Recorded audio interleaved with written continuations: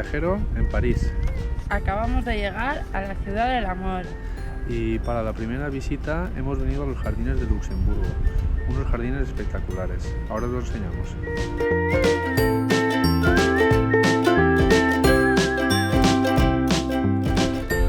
Aquí en París es salir el sol y la gente se echa a la calle. Mirad cómo están todos tomando el sol.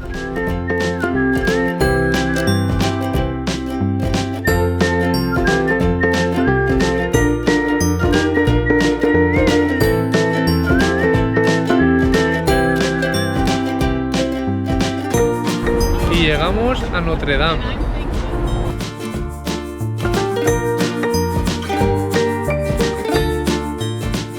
Aprovechando el sol que hace, hemos venido a comer bajo de Notre Dame.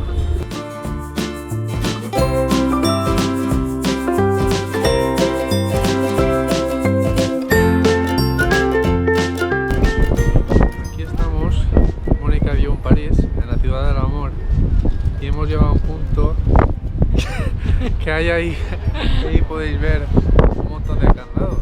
Y claro, ella pues no podía ser menos, pero ella no lo ha traído. Entonces, pues aquí le he traído yo una cosa que Mónica pone y Enrique, y la fecha que nos casamos. 26 de 5 del 2018.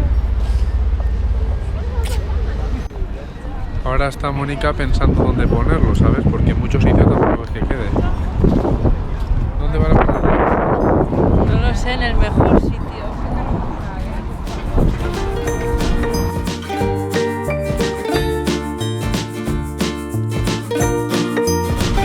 Esta viajera me está destrozando los pies. Llevamos desde las 4 de la mañana despiertos. Llevo 16.000 pasos, 12,7 kilómetros. Y bueno, aún queda un paseíto, ver los inválidos y esta noche cenar de picnic en la Torre Eiffel. Nos hemos venido a ver el atardecer desde Trocadero y ver el monumento más fotografiado del mundo. ¿Qué cuál es? La Torre Eiffel. Ahora queremos cenar de picnic por aquí, un vinito embutido de España, todo muy bueno.